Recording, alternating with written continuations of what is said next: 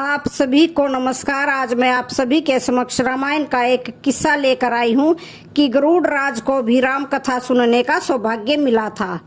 तो गरुड़ राज को किसने सुनाई थी राम की महिमा, तो श्रवण करते हैं। पक्षी राज गरुड़ को भी राम जी की महिमा और राम कथा सुनने का सौभाग्य प्राप्त हुआ था। वाल्मीकि से पहले काकभुशुंडी ने गरुड़ को राम कथा सुनाई थी, लेकिन काकभुशुंडी कौन है, तो आइए जानते हैं इसके बारे में। रामायण और रामचरितमानस हिंदू धर्म का पवित्र ग्रंथ है। महर्षि वाल्मीकि ने रामायण और गोस्वामी तुलसीदास जी द्वारा रामचरितमानस की रचना की गई है। रामचरितमानस में जहां राम जी के राज्याभिषेक तक का वर्णन मिलता है, तो वहीं रामायण में श्री राम के परलोक गमन तक का वर्णन किया गया है। जन्म मृत्यु के भय को हरण करने वाले श्री रामचंद्र जी के चरित्र को सुनने वाला धन्य हो जाता है। वह सच्चिदानंद प्रभु राम के प्रताप को जानकर कृतज्ञ हो जाता है। ठीक ऐसे ही पक्षीराज गरुड़ को भी राम जी की महिमा और राम जी की मंगलमयी कथा को सुनने का सौभाग्य प्राप्त हुआ था। कहा जाता है कि वाल्मीकि से पहले गिद्धराज गरुड़ ने राम जी की कथा सुनी थी। राम आएंगे के 10वें भाग में हमने जाना कि महान महर्षि विश्वामित्र अयोध्या नरेश दशरथ से राम और लक्ष्मण को मांग कर अपने साथ आश्रम ले जाते हैं। इसके बाद विश्वामित्र के आदेश से राम जी द्वारा ताड़का का वध होता है। अब राम आएंगे के अगले भाग में जानेंगे गरुड़ राज को किससे मिला राम जी की महिमा सुनने का सौभाग्य। पार्वती जी शिव जी से कहती है, हे नाथ, आपने रामचरितमानस का गान किया, जिसे सुनकर मैंने अपार सुख प्राप्त किया। आपने यह कहा कि यह सुंदर कथा काकभुशुंडी ने गरुड़ जी से कही थी। तो फिर आइए जानते हैं काकभुशुंडी कौन है जिसने गरुड़ जी को कथा सुनाई थी। तो सुनते हैं। सबसे पहले राम जी की कथा भगवान शिव ने माता पार्वती को सुनाई थी। उस कथा को एक कौवे ने भी सुन लिया था।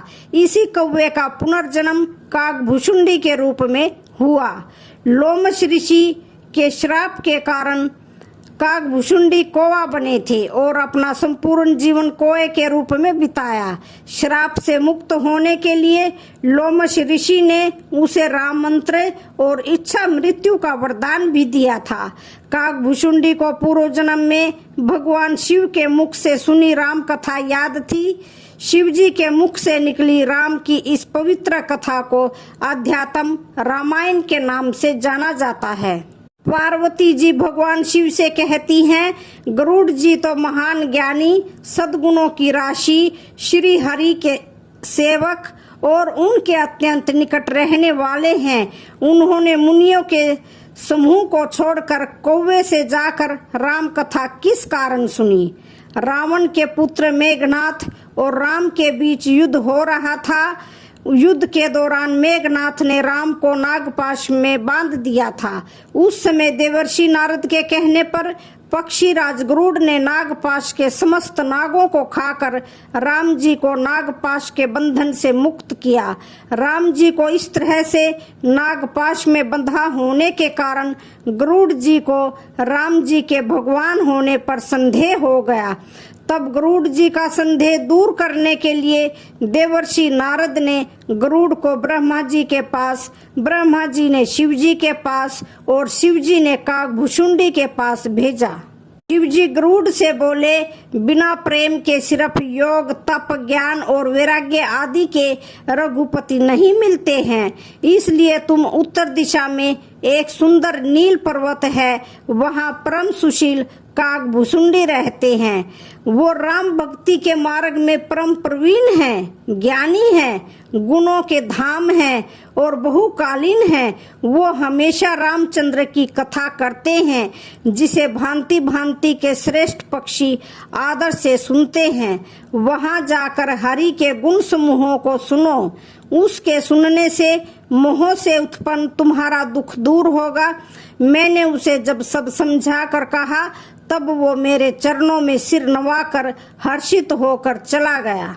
शिव जी कहते हैं, हे उमा, मैंने उसको इसलिए नहीं समझाया क्योंकि मैं रघुनाथ जी की कृपा से उसका मर्म पा गया था। उसने पूर्व में अभिमान किया होगा जिसे कृपा निधान राम जी नष्ट करना चाहते थे। इसके बाद काकभुशुंडी ने प्रभु के अवतार की कथा का वर्णन किया और मन लगाकर राम जी की बाल लीलाएं कहीं।